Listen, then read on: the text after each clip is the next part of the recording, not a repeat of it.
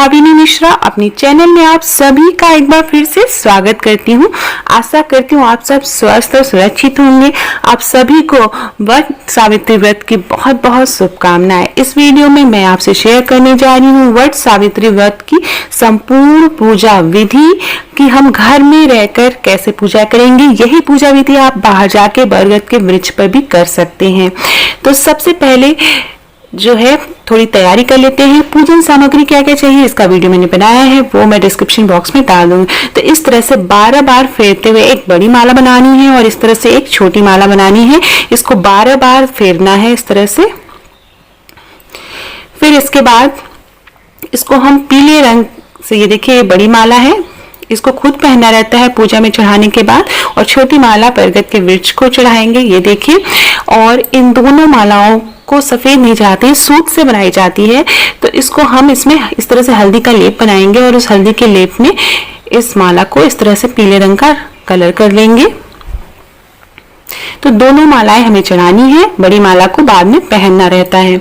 उसके बाद हम ऐपन बनाएंगे। तो चावल के आटे में पानी मिला के आप ऐपन बना सकते हैं, या चावल का आटा है तो आप चावल के आटे से बना सकते हैं, या फिर आप गेहूं के आटे से भी ऐपन बना सकते हैं। इस तरह से रंगोली बनाएंगे। अष्टदल कमल बनाया है मैंने और सिंपल सी रंगोली बनाई है। आप कोई भी डिजाइन बना सकते हैं। चावल को भिगो कर उसको पीस के भी ऐपन बनाया जाता है। तो इस तरह से अष्टदल कमल बनाया है। इसके ऊपर हम बरगद की डाली को एक गमले में लगाकर उसको हम रखेंगे। अगर आप घर में पूजा कर रहे हैं तो ये देखिए एक बरगद की डाली को मैंने लिया है। डाली ऐसी लेनी है जिसमें कलियां लगी हों, क्योंकि उसी कलियों को हम खाते हैं। और इस तरह से हम ऐपन जहाँ पे बनाया है वहां पे हम रख देंगे। उसके बाद हमें एक पान का पत्ता या बरगद का पत्ता लेना है और उसके ऊपर गणेश भगवान जी और माँ गौरी को स्थापित करना है, क्योंकि गणेश भगवान जी की पूजा सर्वप्रथम की जाती है। तो गणेश जी को के लिए मैंने एक सुपारी ली है। सुपारी के ऊपर कलावा इस तरह से लपेट दिया है, अच्छा सूत लपेट दिया है। और माँ गौरी आप मिट्टी के बना सकते हैं, गोबर के बना सकते हैं। बगल में एक बरगद का पत्ता लिया है, उसके ऊपर चावल, पीले चावल रखे हैं और उसके ऊपर जल कलश भर के रखा है और कलावा मैंने एक लगा दिया। तो इस तरह से बगल में हम कलश स्थापना करेंगे। किसी भी पूजा में कलश स्थापना जरूर करनी चाहिए। और अन्न को जरूर शामिल करते हैं। आप गेहूं ले सकते हैं या चावल ले सकते हैं। पान के पत्ते के ऊपर मैंने चावल लिया है और इसके ऊपर मैं दिया रख दूंगी। बहुत से लोग सावित्री, सत्यवान, ब्रह्मा जी और सरस्वती माँ की भी पूजा करते हैं, तो उनकी भी मूर्तियां यहाँ पे बरगद के वृक्ष के पास स्थापित करते हैं मिट्टी की बना के। हमारे यहाँ ऐसा नहीं होता है, तो आप अपने घर में बड़े बुजुर्गों से जरूर पूछ लें कि किस तरह से पूजा होनी है। उसके बाद हम गंगा जल से आचमनी करेंगे, शुद्ध करेंगे, बरगद वृक्ष में डालेंगे। सबसे पहले हम गणेश भगवान जी को आचमनी करेंगे, कलश में आचमनी करेंगे। तो इस तरह से गंगा जल हमें डालना है। फिर उसके बाद सबसे पहले हम बरगद को सींचते हैं। तो जल लेंगे, एक लोटे में, पीतल के लोटे में जल लेना है और जो है बरगद के वृक्ष में या जो डाली हमने लगाई है उसमें हमें सींचना है, उसमें जल अर्पित करना है इस तरह से। उसके बाद जो कलश स्थापना हमने की थी उसके ऊपर हम दिया रख देंगे, घी का दीपक जलाना है। फिर उसके बाद रोरी, अक्षत, कुमकुम से हमें पूजा करनी है। तो गणेश भगवान जी को रोरी, अक्षत, कुमकुम अर्पित करेंगे, माँ पार्वती को अर्पित करेंगे। अपना सिंधौरा पूजा में जरूर रखें। जो भी सिंधौरा आपने शादी में सिंधौरा जो आता है उसी सिंधौरे से आपको सिंदूर लगाना होता है, तो सिंधौरा पूजा में जरूर शामिल करें। बरगद के वृक्ष में रोरी, अक्षत, कुमकुम लगाएंगे। बरगद के वृक्ष में हमें एप्पल लगाना होता है, जो चावल पीस के जो एप्पल बनाया जाता है वो लगाना है। मैंने उसमें थोड़ी सी हल्दी मिला दी है और उसी एप्पल को हमें 5, 7 इस तरह से और नंबर में पत्तों में लगाना था। आप 5 पत्तों पर लगा सकते हैं या 7 पत्तों पर हमें एप्पल लगाना होता है। एप्पल का मतलब होता है पिसे हुए चावल में पानी मिलाकर लगा सकते हैं। मैंने उसमें थोड़ी सी हल्दी मिला दी है। कुमकुम लगाएंगे, इसी तरह 5 बार कुमकुम लगाना है, हल्दी लगानी है, अच्छा चढ़ाना है। बहुत से जगहों पर बगल में तुलसी का पौधा जरूर स्थापित करते हैं पूजा में। बहुत से लोग सभी भगवान जी का आह्वान करते हैं पूजा में। तो अलग अलग तरीके से अलग अलग जगहों पर पूजा की जाती है। बिहार में सावित्री, सत्यवान, ब्रह्मा जी और सरस्वती माँ की पूजा भी की जाती है। माँ गौरी और गणेश जी की भी पूजा साथ में की जाती है। अब हम पान का पत्ता लेंगे, उसमें लौंग और इलायची रखेंगे और गणेश भगवान जी को अर्पित करेंगे। गणेश भगवान जी को आप दुर्वा अर्पित कर सकते हैं। माँ पार्वती को पान के पत्ते में लौंग इलायची अर्पित करेंगे। बरगद के वृक्ष को हम अर्पित करेंगे इस तरह से। तो पूजा का तरीका कोई भी हो, सच्चे मन से पूजा करनी चाहिए। जो मैंने छोटा माला बनाई थी जिसको 12 बार फेरी लगा के, मतलब उसमें 12 रोल हैं, तो 12 बार सूत से इस तरह से माला बनाई गई है। तो इसको हम बरगद के वृक्ष या डाली में लगाएंगे। दूसरी माला को भी हम चढ़ाएंगे। इस माला को पूजा के बाद खुद पहन लेना होता है। बहुत सी जगहों पर प्रथा है कि पति जो है वो माला पहनाते हैं। ये देखिए इस तरह की माला है, तो सूत की माला है। 12 बार 12 फेरे लगाकर ये माला बनाई गई है। तो छोटी छोटी मान्यताएं हैं जिसे हमें ध्यान में रखना होता है। उसके बाद हम श्रृंगार का सामान चढ़ाएंगे। तो श्रृंगार का सामान जो भी आसानी से उपलब्ध हो पाए, चूड़ी, बिंदी, सिंदूर, सुहाग का जो भी सामान होता है, ये जो 3 चीजें वो मैंने मेन होती है वो बता दी। बिंदी माँ गौरी को चढ़ाएंगे, बरगद के वृक्ष को चढ़ाएंगे। तो पूजा जो हम करते हैं वैसे ही करेंगे। फिर उसके बाद बिंदी हम लगा देंगे, सिंदूर आप माँ गौरी को चढ़ा देंगे और सारा श्रृंगार का सामान आप वहीं पे रख सकते हैं। आपने जिस थाली में श्रृंगार का सामान रखना है उसको छुआ के बगल में रख देना है। तो श्रृंगार का जो सामान है, उसके बाद जो श्रृंगार का सामान है आप जो बचेगा वो आप किसी सुहागिन महिला को आप दे सकते हैं।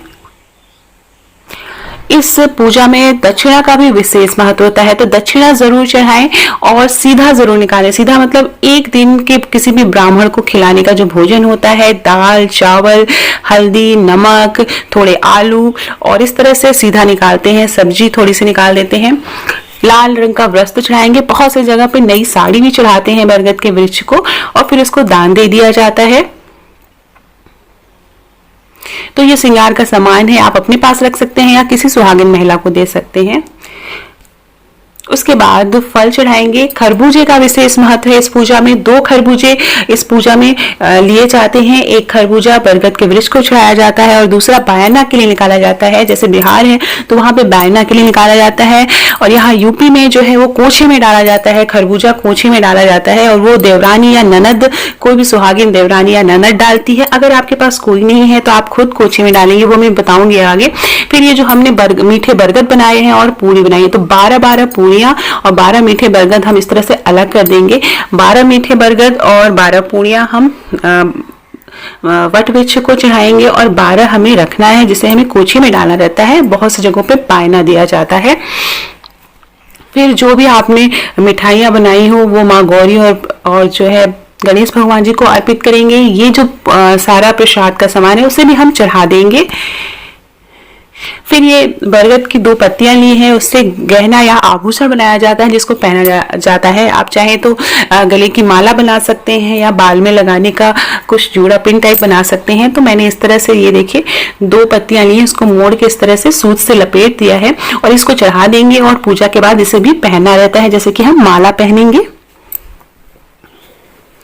ये देखिए इस तरह से। तो सारी चीजें भगवान को अर्पित करनी है। 2 खरबूजे अर्पित करने हैं जिसमें से एक खरबूजा आप जो है बायना के लिए निकालते हैं। इसके बाद हम 12 चने लेंगे। 12 चने इस तरह से गिन के लेने हैं। भिगोए हुए चने हमें रखने हैं। इस 12 चनों से हमें फेरी देनी होती है। अभी उसके बाद ये बेत का जो पंखा है इसका भी पूजा में बहुत महत्व होता है। इस पे भी एपल लगाया जाता है, हल्दी से मिला हुआ एपल है और मैंने एक स्वस्तिक बना दिया है। बहुत से लोग इसी पंखे पर खरबूजा और फल फूल रख के बरगद वृक्ष को चढ़ाते हैं और बाद में चूंकि बरगद वृक्ष वट वृक्ष की सेवा करनी होती है तो इस तरह से पंखा हाँकने की प्रथा है पूजा के बाद। उसके बाद 11 चने और 1 कली जो कि बरगद की कली है उसको निगला जाता है पूजा के बाद।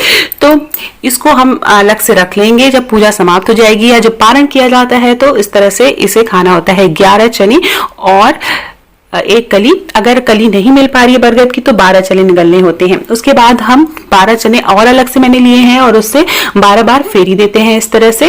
एक एक चना डालते जाएंगे और फेरी देते जाएंगे। जब भी फेरी दे रहे हो तो हमें बोलना नहीं चाहिए। चने की फेरी देने के बाद 12 बार सूत से फेरी देनी होती है। सूत में कहीं भी गांठ नहीं लगानी होती है, इस तरह से। और जो बच जाए सूत उसको वहीं पे ऐसे छोड़ देना होता है, तोड़ना नहीं होता है। तो इस बात का हमें विशेष ध्यान देना है। फिर फेरी देने के बाद हम कथा सुनेंगे। सावित्री वट कथा है, सावित्री और सत्यवान की जो कथा है वो सुनी जाती है। और उसके बाद धूप बत्ती जलाएंगे और आरती करेंगे। गणेश भगवान जी की आरती करेंगे, माँ गौरी की आरती करेंगे। और जो व्रत कथा में जो पुस्तक में लिखा है आरती वो भी कर सकते हैं। उसके बाद आरती लेंगे, आरती घर के सदस्यों को देंगे और उसके बाद हाथ जोड़ के क्षमा प्रार्थना करेंगे कि पूजा में हमसे कोई भी भूल चूक हुई हो तो भगवान हमें माफ करना, हम सबका सौभाग्य अखंड करना, सदा सुहागिन रखना। और इस तरह की कामना करते हुए हमें पूजा समाप्त करनी है। उसके बाद जो भी श्रृंगार का आपने सामान चढ़ाया है उसमें से सुहाग का सामान आप पहन सकते हैं। सुहाग लेंगे तो जो भी बिंदी आपने चाहे उसमें से एक बिंदी आप लगा लीजिए, जो चूड़ियां चाहे उसमें से एक एक चूड़ी आप हाथों में पहन लीजिए। और जो सिंदूर माँ गौरी को चढ़ाया है उससे आप सुहाग ले लीजिए। उसके बाद घर के जो बुजुर्ग हैं या सास हैं उनका पैर छू के आशीर्वाद लेना चाहिए। बहुत से जगह पर बायना देने की प्रथा है, तो जैसे बहुत सारे लोग मिलकर अगर पूजा कर रहे होते हैं तो वो एक दूसरे को बायना दे देते हैं। और इसके बाद जो 12 पूरी और 12 मीठे बरगद हैं उनको कोछी में डालना होता है। तो अगर आप अकेले पूजा कर रहे हैं तो वो आप अपने आप ही थाली में डाल लें, या फिर आपके पति पूजा में शामिल हैं तो आप उनसे डलवा लें। उसके अलावा जो है ये देखिए इस तरह से। और ये जो मीठे बरगद हैं और पूड़ियां हैं वो खुद ही खाने होते हैं, तो आपको और आपके पति को मिलके खाने होते हैं। उसके बाद पति की पूजा करने का भी बहुत जगह पर प्रचलन है, तो एक माला जो है पहना के पति की पूजा करके उन्हें भी पंखा हाँकते हैं यही बेद से। तो इस तरह की प्रथा है। अगर आप बड़े बुजुर्गों से पूछ लें ये प्रथा हो तो आप इसे जरूर फॉलो करें। तो ये थी संपूर्ण पूजा विधि। तो इस तरह से वट सावित्री व्रत की पूजा की जाती है। अलग अलग जगह अलग अलग मान्यताएं हैं। बिहार में स्पेशली 5 मीठे बरगद और 5 पूड़ियां चढ़ाई जाती हैं, लेकिन इधर यूपी में 12 पूड़ियां और 12 जो है फेरे लगाए जाते हैं। तो कंफ्यूज मत होइएगा, आप अपने घर के बड़े बुजुर्गों से जरूर पूछिएगा कि कैसे पूजा करनी है। वीडियो पसंद आए तो प्लीज दोस्तों के बीच में शेयर करना ना भूलिएगा। कमेंट बॉक्स में जय माता दी जरूर लिखिएगा।